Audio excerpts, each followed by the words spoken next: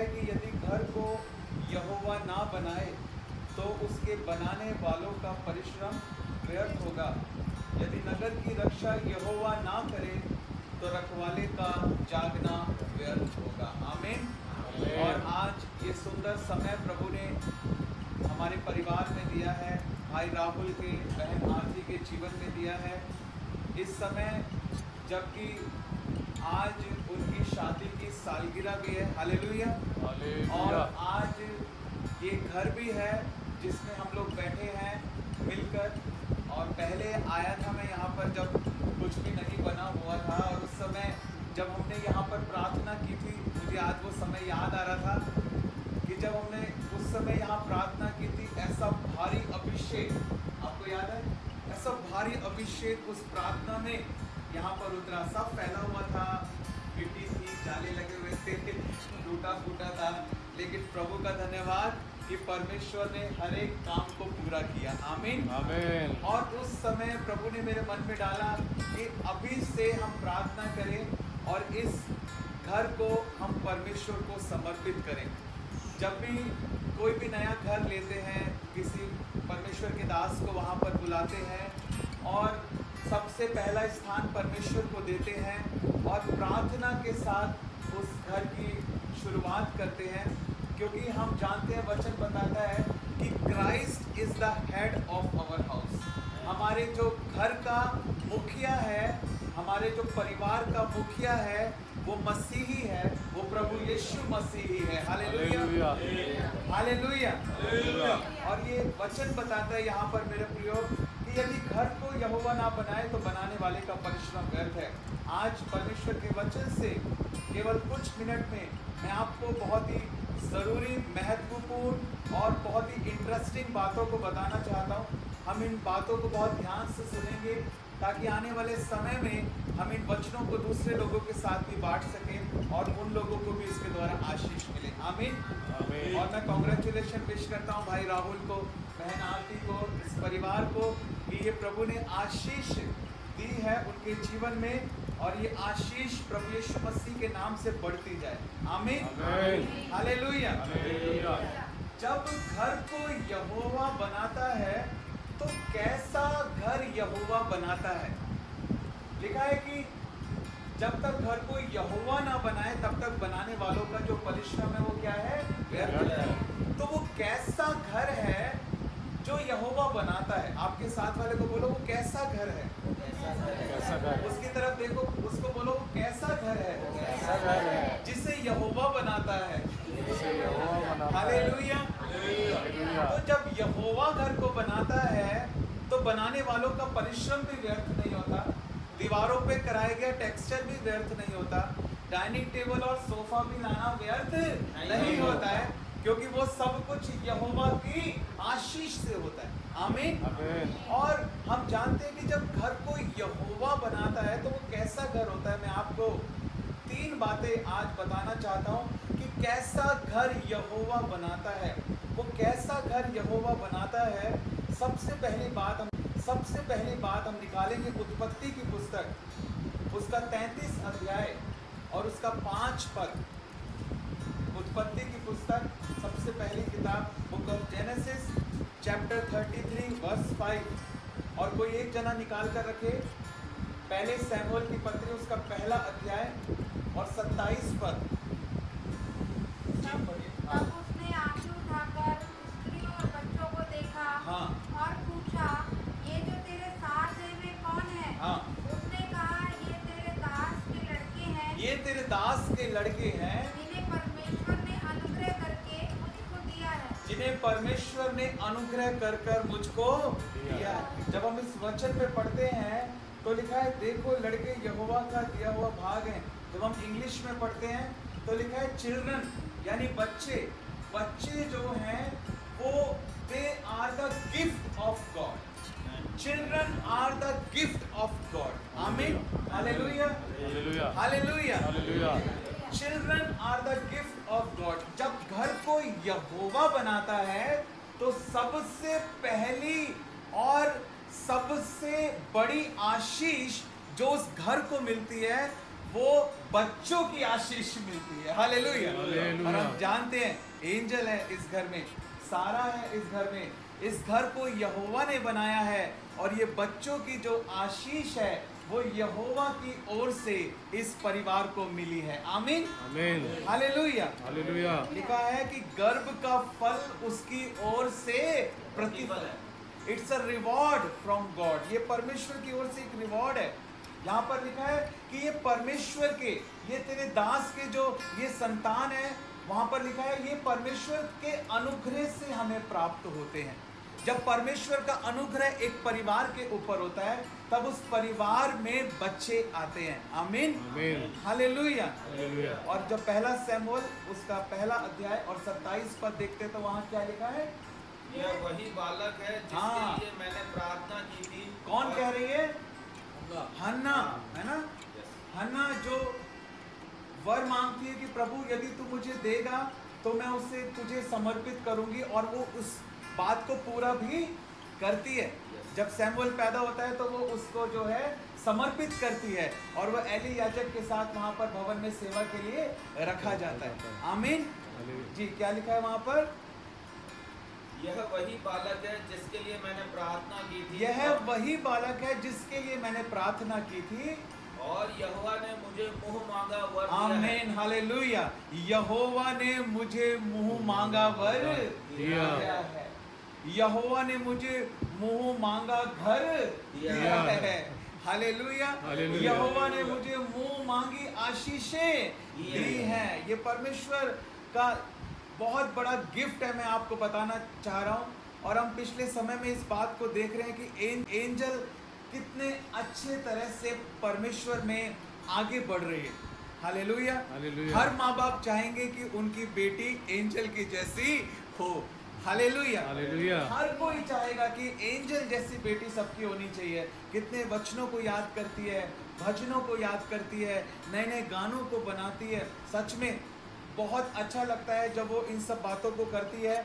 और ये घर यहोवा ने बनाया है, क्योंकि जब यहोवा घर बनाता है तो कैसा होता है, वहां पर बच्चे होते हैं और वो बच्चे परमेश्वर का भय मानने वाले होते हैं और अपने माता पिता के आज्ञाकारी होते हैं। हालेलुया। हालेलुया। बोलो प्रभु यीशु मसीह की जय। अगर परमेश्वर से डरेंगे तो अपने माता पिता की भी आज्ञा मानेंगे और सब अच्छा होगा।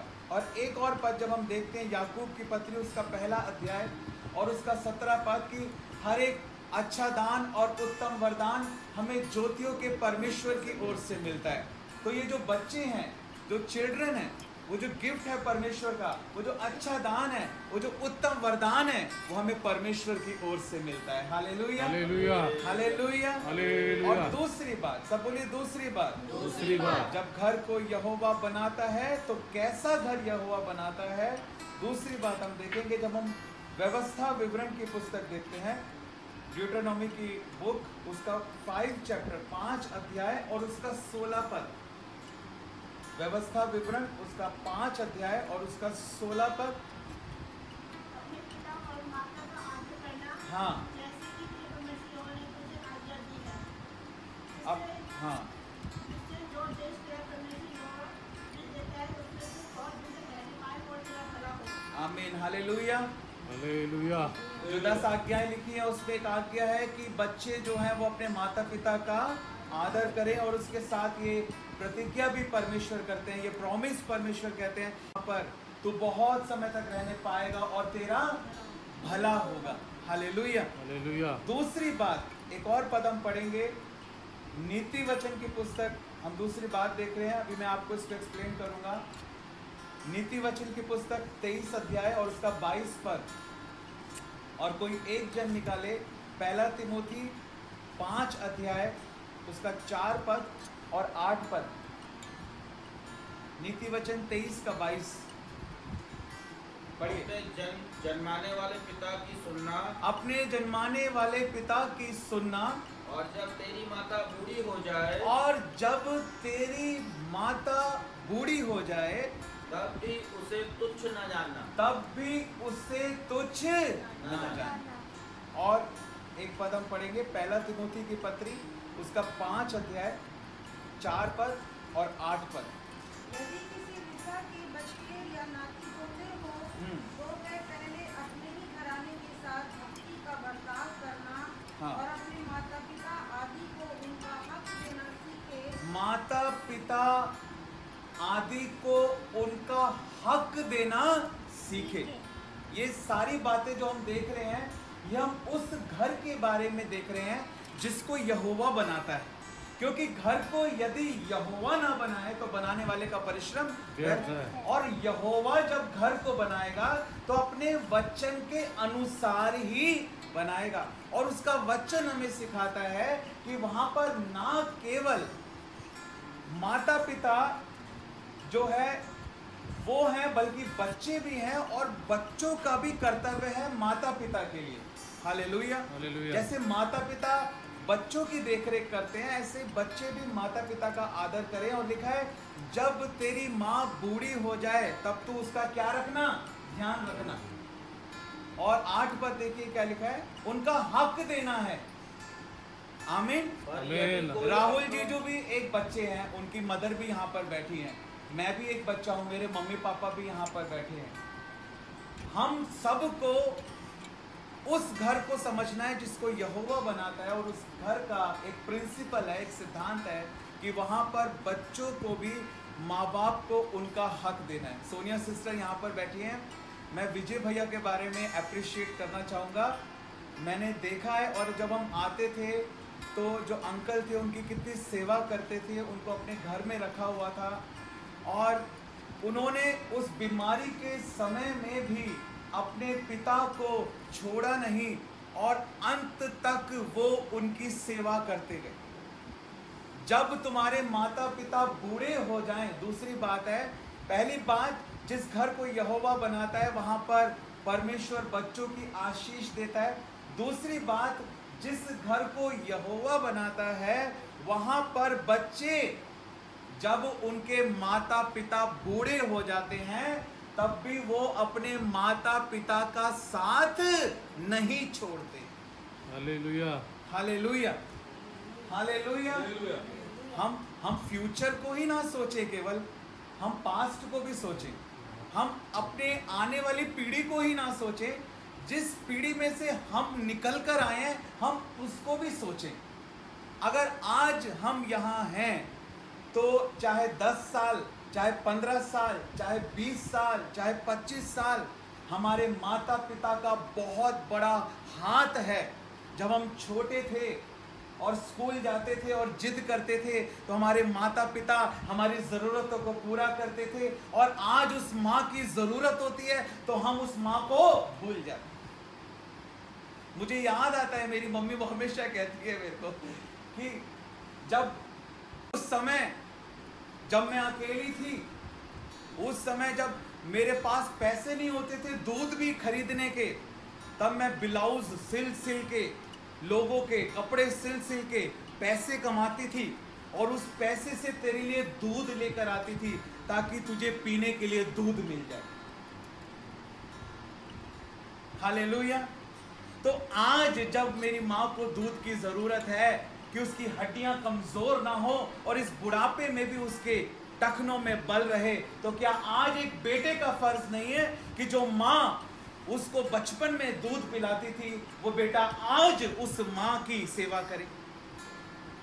हालेलुया। क्या हम यही याद रखते हैं कि हमारे बेटे हमारा आदर करें, और हम तो आदर्शी नहीं बन रहे उनके सामने कि हम भी अपने माता पिता का आदर करें। वो कहेंगे पापा तो देखते नहीं है अपनी मम्मी को, तो मम्मी मुझे क्यों बोलती है कि मैं मम्मी आपको देखूं। हमें एक एग्जाम्पल बनना है मेरे प्रियो, हमें एक उदाहरण बनना है। हमें केवल फ्यूचर के बारे में नहीं सोचना है, हमें पास्ट के बारे में भी सोचना है जहां से हम निकल कर आए हैं। हमें उन बातों को सोचना है कि हम कैसे समय में थे, और आज देखो इतना अच्छा सुंदर झूमर लगा हुआ है, इतना अच्छा टेक्सचर हुआ है, इतना अच्छे से टीवी रखा है, और इतने अच्छे सोफे पे बैठे हैं, इतना अच्छा डाइनिंग टेबल रखा है, एसी लगा हुआ है, सब सुविधाएं हैं हमारे पास। लेकिन हम भूले ना कि हम कहां से निकल कर आए हैं और किसने हमारा साथ दिया था कि हम आज यहां तक पहुंचे हैं। Hallelujah, hallelujah. हम तो बच ही नहीं पाते। अगर मेरी माँ सड़क पार करते हुए मेरा हाथ नहीं पकड़े होती तो मैं तो जिंदा ही नहीं होता आज। हालेलुया। अगर वो स्कूल जाते समय, सड़क पार करते समय मेरा हाथ पकड़े हुए नहीं होती तो मैं तो सड़क पार ही नहीं कर पाता। तो आज कैसे उस माँ को मैं भूल सकता हूँ? आज कैसे उस माँ को मैं छोड़ सकता हूँ? Hallelujah, hallelujah. हालेलुया। हमें याद रखना है मेरे प्रिय उन बातों को, हमें याद रखना है। ये एक गॉडली फैमिली है। This is a godly family. ये एक गॉडली फैमिली है। ये एक मसीही परिवार है जहां पर परमेश्वर कहता है तू जब तेरे माता पिता बूढ़े हो जाएं तब भी तू उनकी सुधि लेना, उनकी रक्षा करना। मैं सराहना करता हूं अपने पापा की कि वो आज भी अपनी मदर की केयर करते हैं। हालेलुया। मैं सराहना करता हूं भाई राहुल की कि वो आज भी अपनी मदर की केयर करते हैं।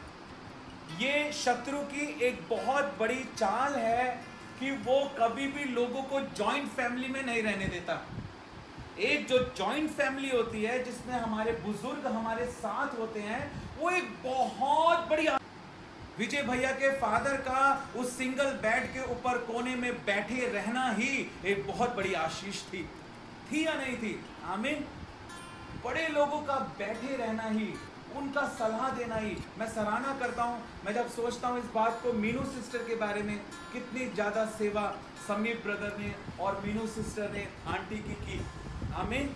हम देखते हैं कि हमारे सामने ऐसे लोग हैं और ये सच में ये बिब्लिकल बातें हैं। और आज हर एक बच्चे को जो यहाँ बैठा है, प्रभु का आत्मा हमें ये बात सिखाने पाए कि हम अपने बुजुर्गों को, अपने माता पिता को बुढ़ापे में कभी ना छोड़ें, उनकी सेवा करें। ये बहुत बड़ी आशीष है जब हम अपने माता पिता की सेवा करते हैं।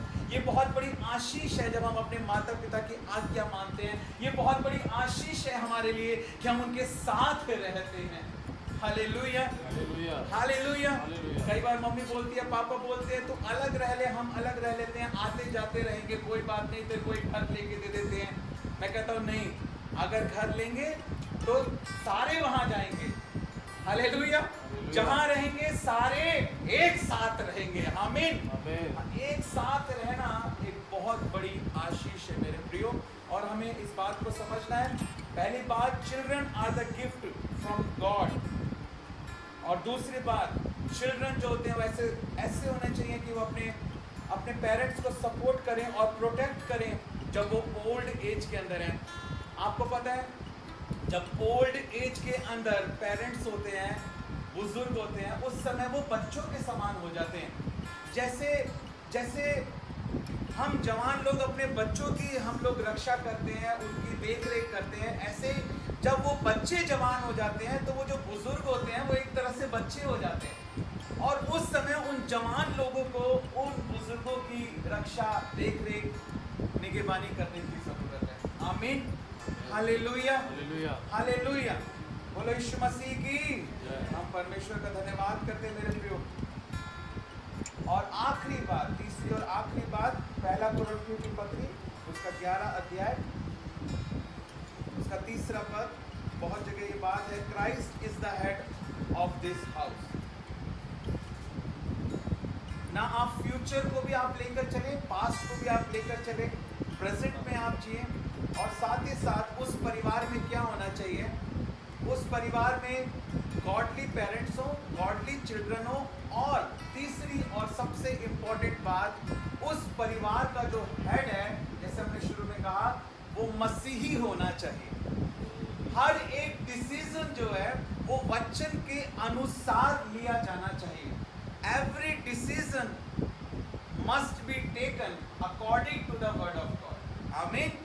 हर एक निर्णय, ये हमें खाना चाहिए, हमें जाना चाहिए, हमें देखना चाहिए, हमें सुनना चाहिए, हमें बुलाना चाहिए, हर डिसीजन का बेस जो होना चाहिए वो परमेश्वर का वचन क्या कहता है। और ऐसा कोई सवाल नहीं है जिसका जवाब परमेश्वर के वचन में नहीं। आपके परिवार के हर एक सवाल का जो जवाब है वो परमेश्वर के वचन में है। Hallelujah, hallelujah.